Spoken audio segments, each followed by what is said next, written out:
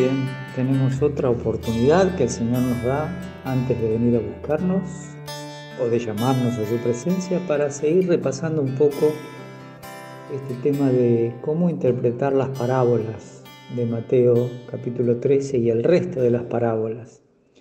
Ya aprendimos que eran para endurecer a Israel y entendimos que esto era un misterio, una verdad que no había sido revelada todavía, por eso no están en el Antiguo Testamento, y recién son enseñadas por el Señor después de su rechazo.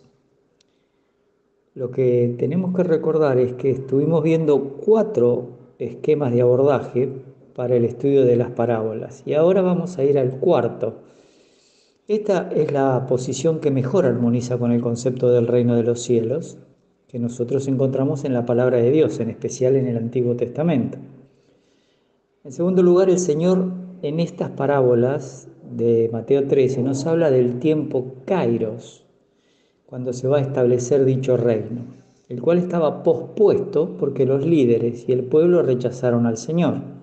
Recuerden que Cronos es el tiempo cronológico y Kairos es el tiempo donde suceden ciertos acontecimientos o eventos que Dios tiene determinado. En tercer lugar, este tiempo Kairos sería visible recién cuando estas revelaciones de los misterios de Mateo 13 fueran cumplidas, especialmente el juicio que se ve en la cosecha del trigo y la cizaña, como en el juicio de la red que junta peces buenos y malos. Esto es importantísimo, porque hasta que eso no suceda, muchas cosas solo están relacionadas entre la primera y la segunda venida. Es decir, que cuando el Señor venga, recién estas cosas van a ser hechas. El juicio sobre todo. En cuarto lugar, los apóstoles apuntaban a preguntar acerca del tiempo Cronos, a lo cual el Señor asegura que esa información no les correspondería saber. Y además, el Señor le agrega que ellos no podrían saber tampoco el Kairos. Entonces dice Hechos 1:6, los que se habían reunido le preguntaron, diciendo, Señor, ¿restaurarás el reino a Israel en este tiempo? Fíjense, el tiempo es crono, que ellos preguntan, es decir, cronológicamente, ahora, ¿nos vas a restaurar el reino que tuvo Israel? Ese reino donde fuimos lo más importante de todo el mundo, el tiempo donde Salomón generó tanta riqueza y fue conocido en todo el mundo. Y el Señor les contesta, no os toca a vosotros saber los tiempos o las sazones. Los tiempos es cronos y kairos es las sazones o específicamente el momento en que van a suceder esas cosas como restauración del reino. Y eso, dice el Padre, lo puso en su sola potestad. En quinto lugar, toda la enseñanza acerca del reino de los cielos es intercambiable con el concepto del reino de Dios. Ahora lo vamos a ver. Primero porque hay que recordar que Dios reina en todo el universo, tanto sobre lo visible como lo invisible. Por lo tanto, ahora vamos a ver un gráfico. Podemos entender cuándo algo se puede intercambiar y cuándo no. Y hay que recordar que el reino milenial es su gobierno, el gobierno que Dios prometió en el Antiguo Testamento a Israel y a las naciones gentiles en este planeta Tierra. No es en los cielos nuevos y en la tierra nueva.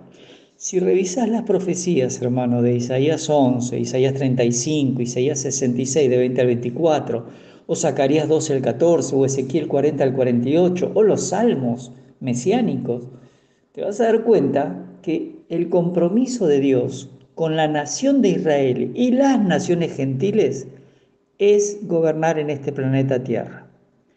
Pero no podemos utilizar al revés esta expresión, porque en el reino de Dios también existe la iglesia, y eso está bien notado el contraste. Cuando ustedes miran Hebreos 11, cuando habla de todos los héroes de la fe del Antiguo Testamento, arrancando antes de la ley, porque habla de Abel, inclusive de Noé, dice en 11:39 al 40 que Dios proveyó alguna cosa mejor para nosotros, para que no fuesen ellos perfeccionados aparte de nosotros. Y en el capítulo 12 de Hebreos, del 22 al 24, nos explica que nos hemos acercado al monte de Sión, a Jerusalén la celestial, a la compañía de muchos millares de ángeles, a los espíritus de los justos hechos perfectos, es decir, todos los santos del Antiguo Testamento, y a la iglesia, que son los primogénitos inscritos en los cielos.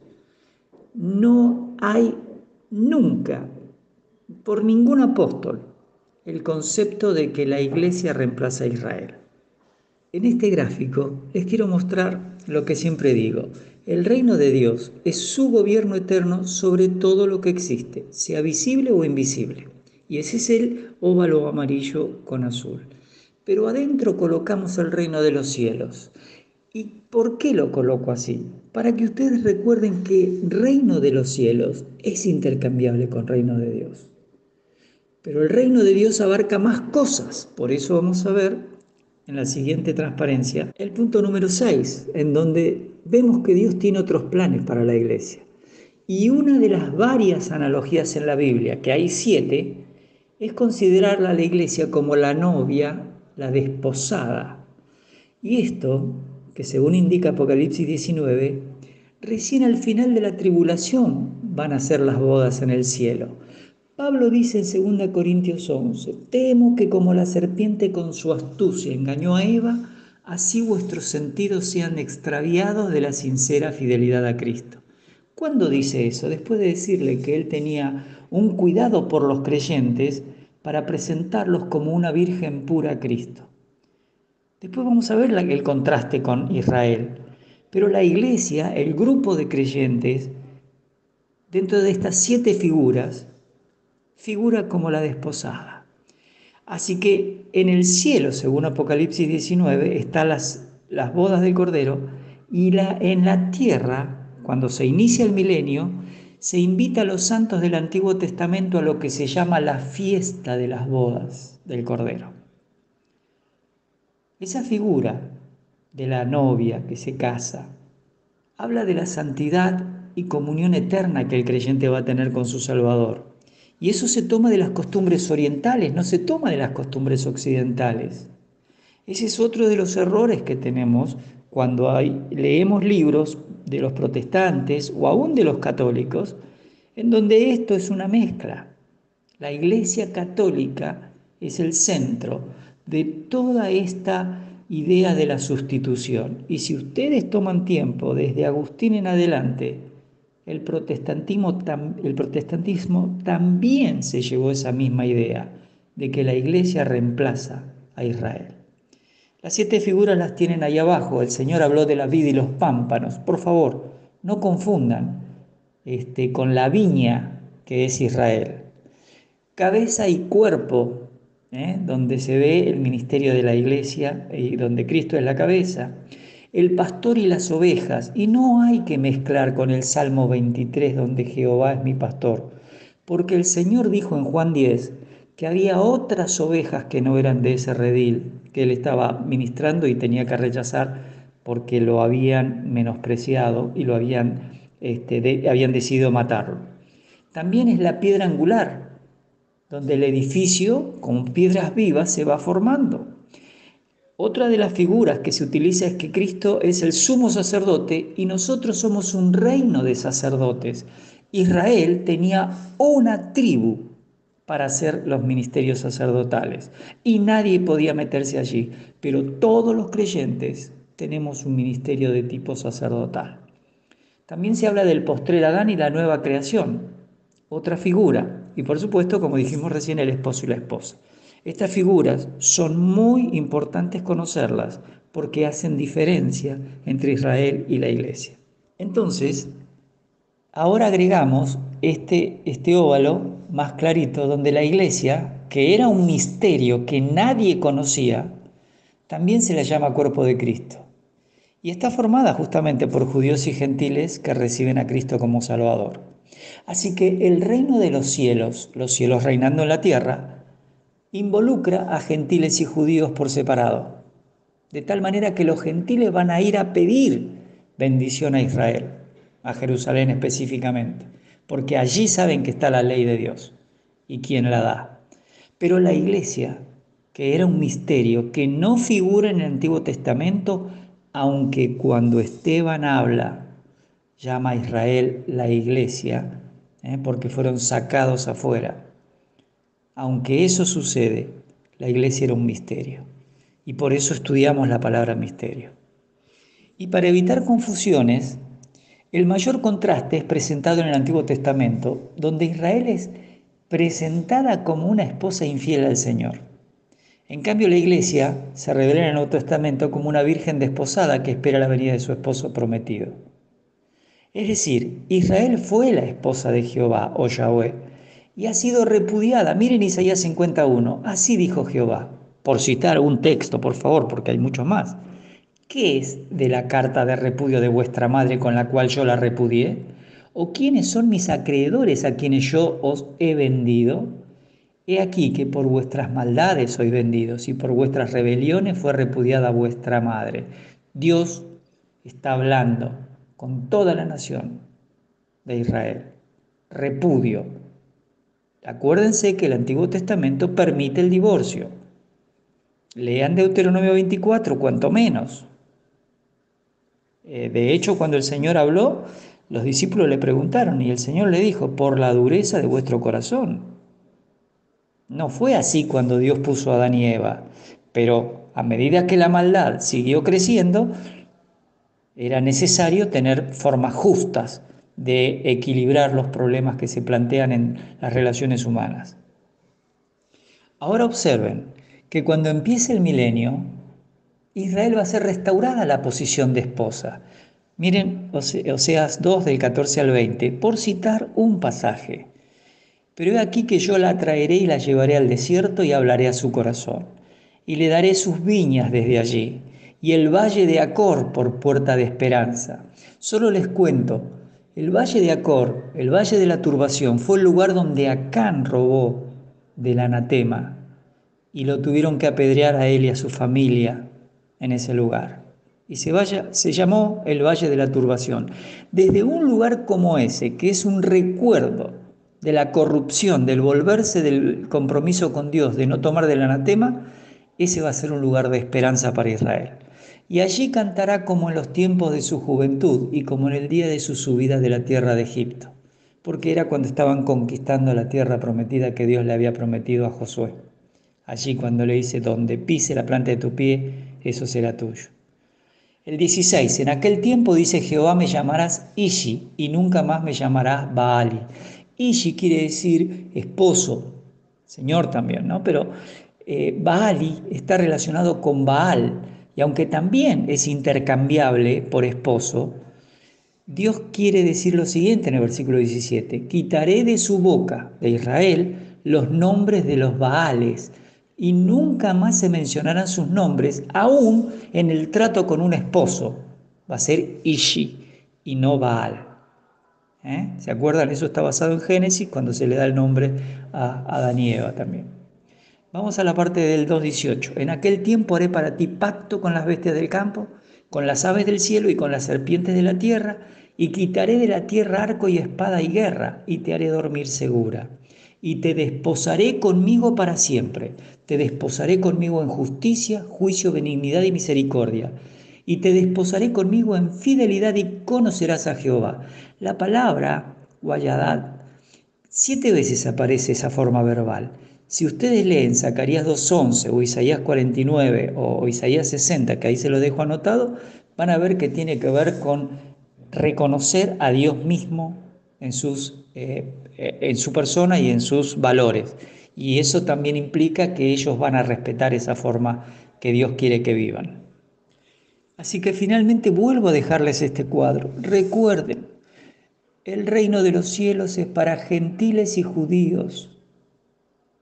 La iglesia es un misterio, no está en el Antiguo Testamento y está formada por judíos y gentiles. Compartiremos parte del gobierno con Cristo en el milenio y vamos a morar en la eternidad, en la Jerusalén celestial, en los cielos nuevos y la tierra nueva, con las naciones y con los santos del Antiguo Testamento y los judíos salvos de la tribulación y también gentiles que al final del milenio no van a tener la muerte porque no van a estar todos rebeldes contra Dios cuando Satanás sea suelto. Y eso hay que estudiarlo detenidamente en Daniel 2, Daniel 7 y Apocalipsis 21 y 22. ¿Qué quiero decir? Tres cosas importantes hasta este momento.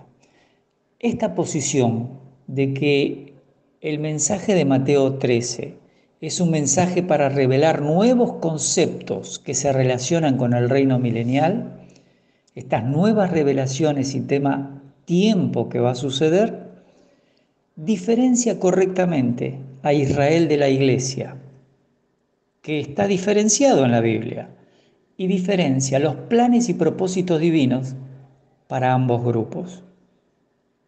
Tenemos que recordar de dónde viene la idea de sustitución, y viene del catolicismo, y lo tomó el protestantismo, y hoy muchos creyentes evangélicos les parece coherente, y ahora van a ver ustedes por qué.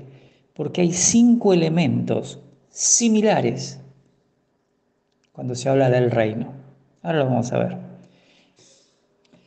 Este gráfico del curso del presente siglo, recuerden que los misterios del reino están para desarrollarse entre la primera venida y la segunda venida.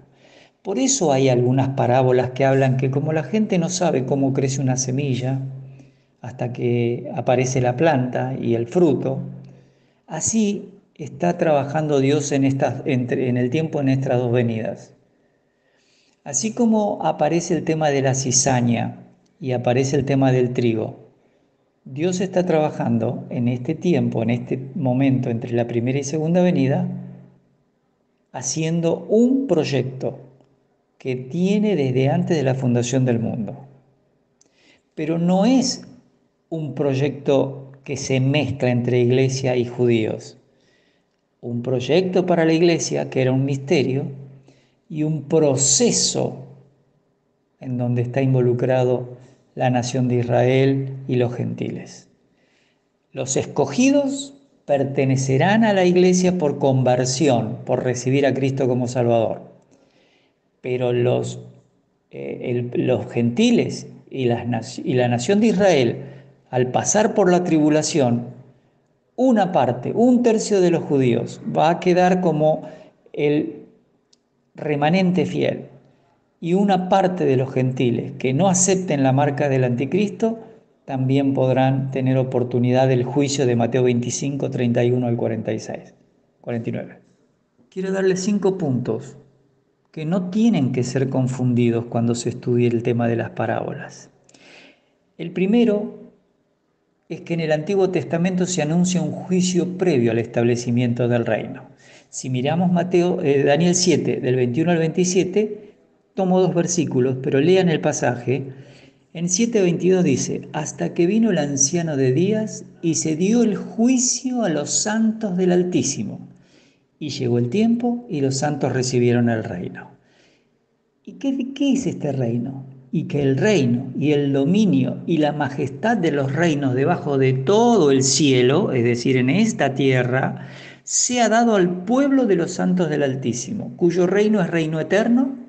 Por eso después del milenio continúa el reino de Cristo, como dice 1 Corintios 15, que una vez que todo le esté sujeto, porque falta la muerte que se sujete, entonces el Hijo le entrega al Padre para que Dios sea el todo. Y entonces se cumple que todos los dominios le servirán y obedecerán. Así que esto es un juicio que está anunciado en el Antiguo Testamento con respecto al reino de los cielos. Y fíjense qué curioso, las parábolas coinciden con ese juicio.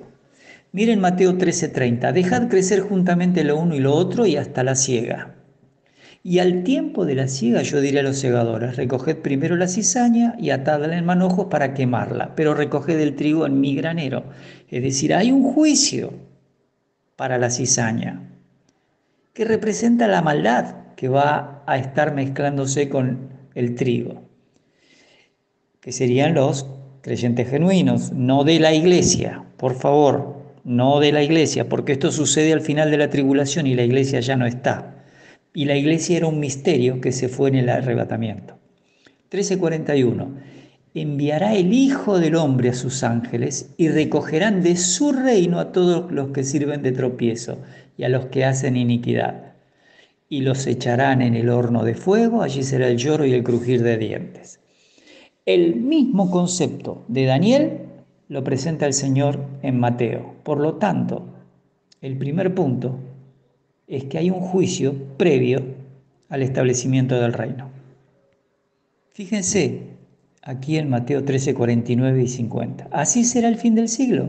Saldrán los ángeles y apartarán a los malos de entre los justos y los echarán en el horno de fuego. Allí será el lloro y el crujir de dientes. Este es el juicio del final de la tribulación. No lo confundan. El segundo punto, para no confundir cuando se estudia las parábolas, es que el Antiguo Testamento anuncia la entrega de galardones a los santos del Antiguo Testamento. Fíjense Daniel 12, 2 y 3. Muchos de los que duermen en el polvo de la tierra serán despertados, unos para vida eterna y otros para vergüenza y confusión perpetua. Los entendidos resplandecerán como el resplandor del firmamento y los que enseñan la justicia a la multitud como las estrellas a perpetua eternidad. Esta justicia está hablando de esa justicia personal por fe a la palabra de Dios que estaba puesta en la ley mosaica. Esto no se relaciona con la iglesia. Ahora les muestro. Fíjense cómo las parábolas coinciden con esa profecía. 13:30. Dejad crecer juntamente lo uno y lo otro hasta la siega. Y al tiempo de la siega yo diré a los segadores, recoged primero la cizaña y atadla en el manojo. Lo acabamos de leer. Pero recoged el trigo en mi granero. Enviará el Hijo del Hombre a sus ángeles y recogerán de su reino a todos los que sirven de tropiezo y a los que hacen iniquidad, y los echarán en el horno de fuego. Allí será el lloro y el crujir de dientes. Fíjense ustedes que las parábolas coinciden con este tema de juicio y castigo, también recompensa. Un tercer punto muy importante. El Antiguo Testamento anuncia la aparición de una piedra cortada no con mano, lo que indica que la llegada de un reino es en forma sobrenatural. Miren, capítulo 2 de Daniel, versículos 34 y 35. Estabas mirando, cuando Daniel le cuenta a Nabucodonosor el sueño de la imagen, hasta que una piedra fue cortada, no con mano, e hirió a la imagen en sus pies de hierro y de barro cocido y los desmenuzó. Entonces fueron desmenuzados también el hierro, el barro, el cocido, el bronce, la plata y el oro, y fueron como tamo de las eras del verano. Y se los llevó el viento sin que de ellos quedara rastro alguno. Mas la piedra que hirió la imagen fue hecho un gran monte que llenó toda la tierra.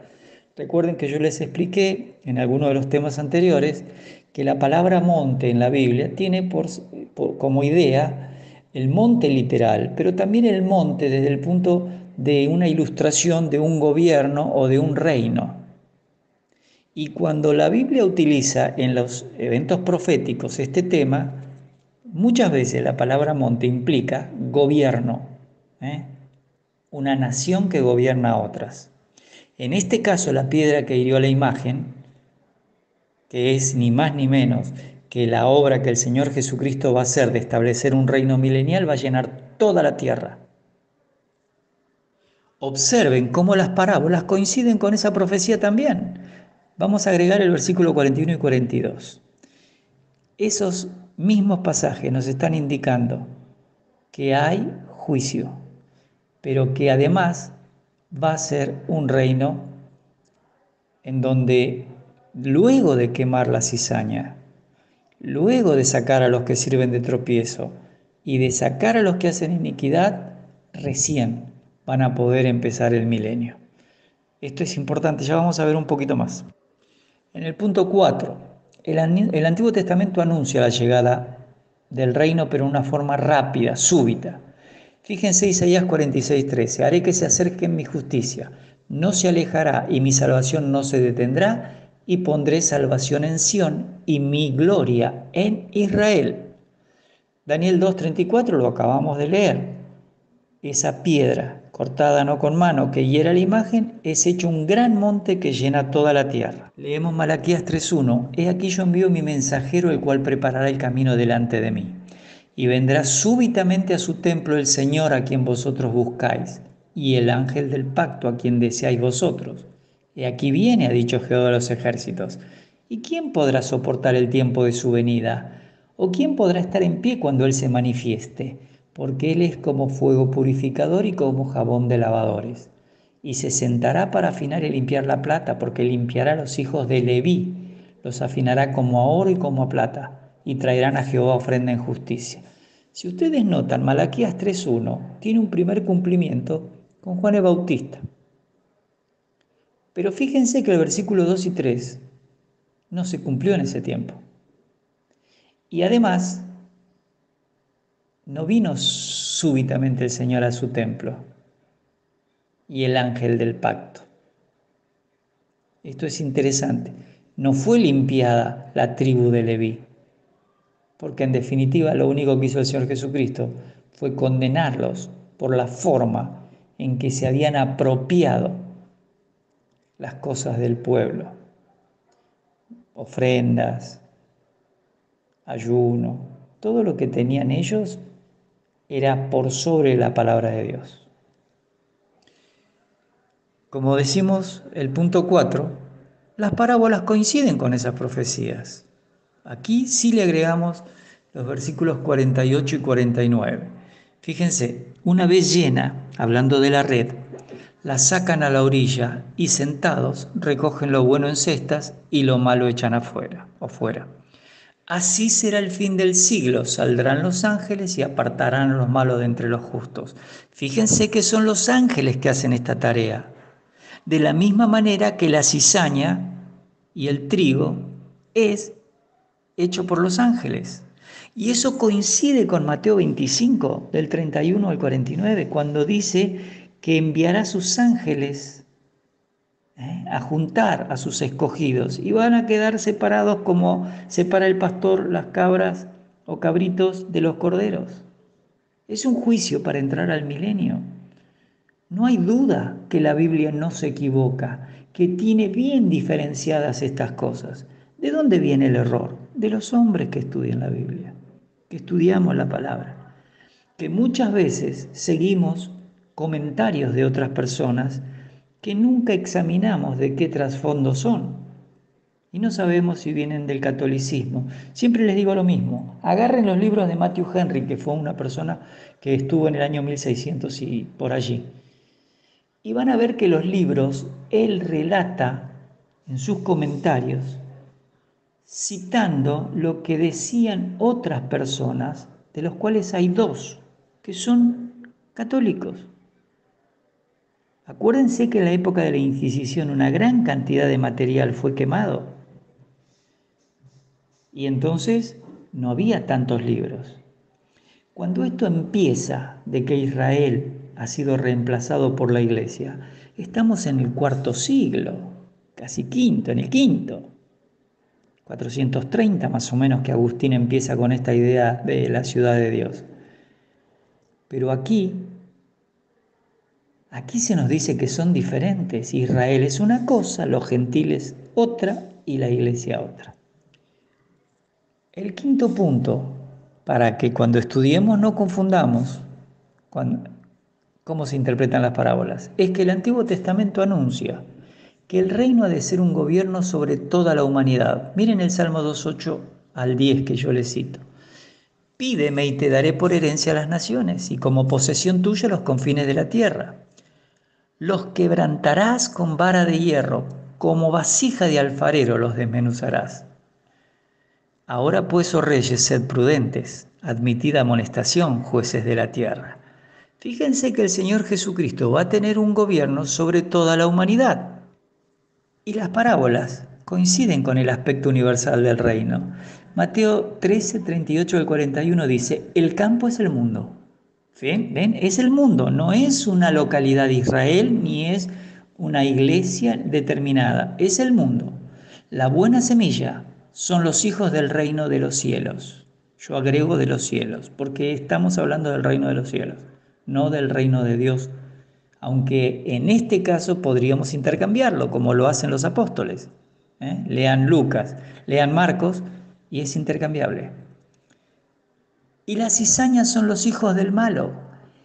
En este presente siglo, entre la primera y la segunda venida, es el permiso mayor que tiene Satanás.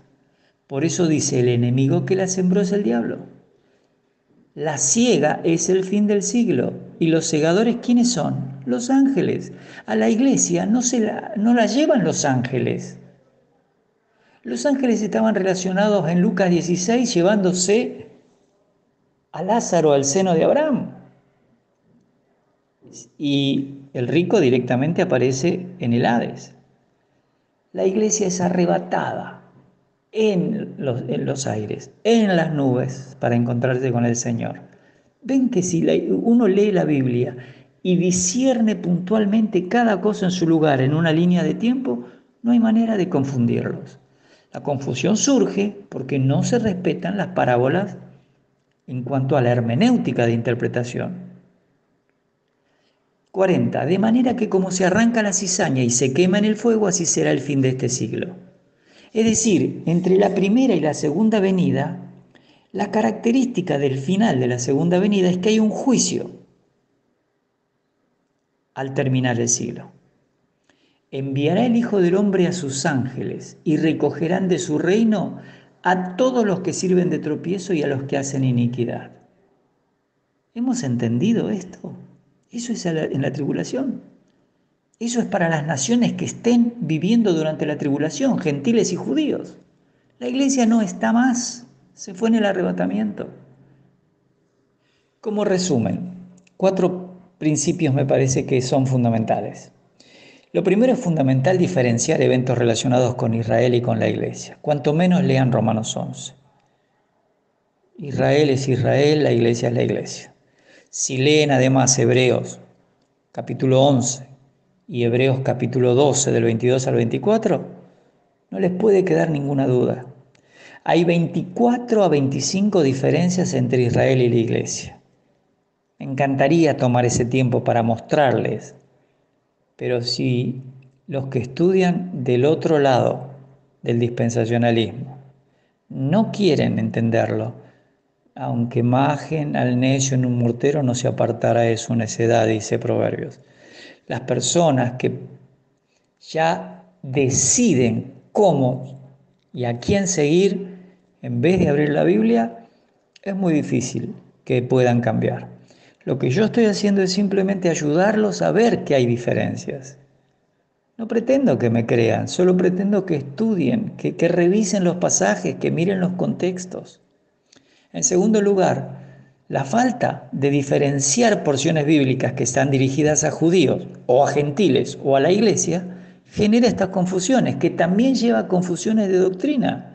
Por eso mucha gente quiere cumplir los 10 mandamientos, quiere cumplir la ley mosaica hoy, cuando hemos sido muertos a esa ley. Si leen el contexto de Romanos 7, la única manera para un judío que pudiera ser separado de la ley era que se muriera el marido, digamos, ¿no? Haciendo la analogía. Algunos han pensado que habla de matrimonio. No, no habla de matrimonio. Habla del compromiso que tenía el judío con la ley. Eso era un matrimonio. Para que ese judío pudiera estar en la gracia, necesitaba que muriera. Y al morir a la ley, ahora es libre en Cristo. Pero no estudiamos de esa manera. En tercer lugar, hay que reconocer el objetivo que tiene la Biblia para usar las parábolas.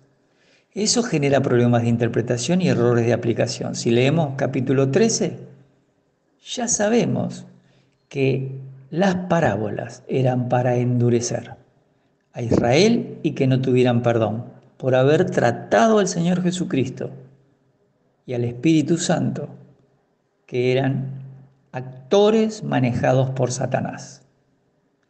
Y en cuarto lugar, cuando seguimos el concepto desacertado, es un concepto desacertado el de sustituir a Israel por los creyentes de hoy. Por eso, ¿cuánta gente van a encontrar diciendo que el sermón del monte es para la iglesia? ¿Y cómo hacen para mostrarnos que es para la iglesia? Lo espiritualizan. Cuando habla de una persona de la cual es el reino de los cielos, dicen, ay, sí, si nos sentimos pobres y miserables, somos herederos del reino de los cielos. La verdad es que no es interpretar eso. Eso es espiritualizar, alegorizar, como quieran decir. Y si nosotros hacemos eso con todo lo que está relacionado con Israel, tenemos que negar, tenemos que anular, tenemos que ignorar las profecías y las promesas divinas del Antiguo Testamento, que los apóstoles y los santos del Nuevo Testamento o del Antiguo tenían, aun cuando el Señor está ascendiendo. Ellos creían en un reino terrenal. Ellos estaban seguros que Dios los iba a bendecir en la tierra. Y estaban seguros que se iban a sentar en la cena de las bodas del Cordero con Abraham, Isaac y Jacob. Y buscar tener esta postura de que Israel ha sido sustituido por la Iglesia es negar, anular e ignorar las profecías y las promesas divinas. Los apóstoles no lo hicieron. Los apóstoles estaban seguros de que eran cosas diferentes. Como corolario de este tema, de esta cuarta posición de encarar el estudio de la Escritura,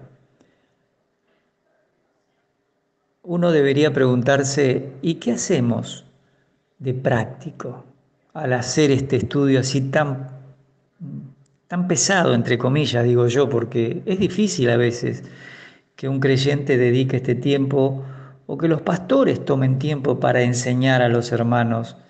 Acuérdense que la función de los pastores es generar pastores. Las ovejas generan ovejas. Hay que enseñarles a los creyentes a evangelizar para que se reproduzcan en otros creyentes. Y los pastores tienen que adiestrar a las personas para el liderazgo. No sabemos dónde van a estar mañana, si el Espíritu las quiere en una obra misionera y no las entrenamos. Y muchos salen a la obra y no tienen ni idea de muchos temas doctrinales. Y entonces enseñan lo que aprendieron de la forma en que lo aprendieron.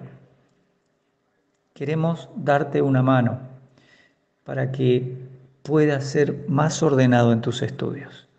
¿Y qué vamos a aplicar? ¿Cómo vamos a disfrutar de esto? Agradeciendo a Dios que nos da la oportunidad de abrir nuestras Biblias y mirar que Dios tiene planes diferentes. Diferentes para los judíos, diferente para los gentiles y diferente para la iglesia. Y que se le pide a los creyentes en 1 Corintios 10:32, que los creyentes no tenemos que ser de tropiezo ni para los judíos, ni para los gentiles, ni para la iglesia de Dios.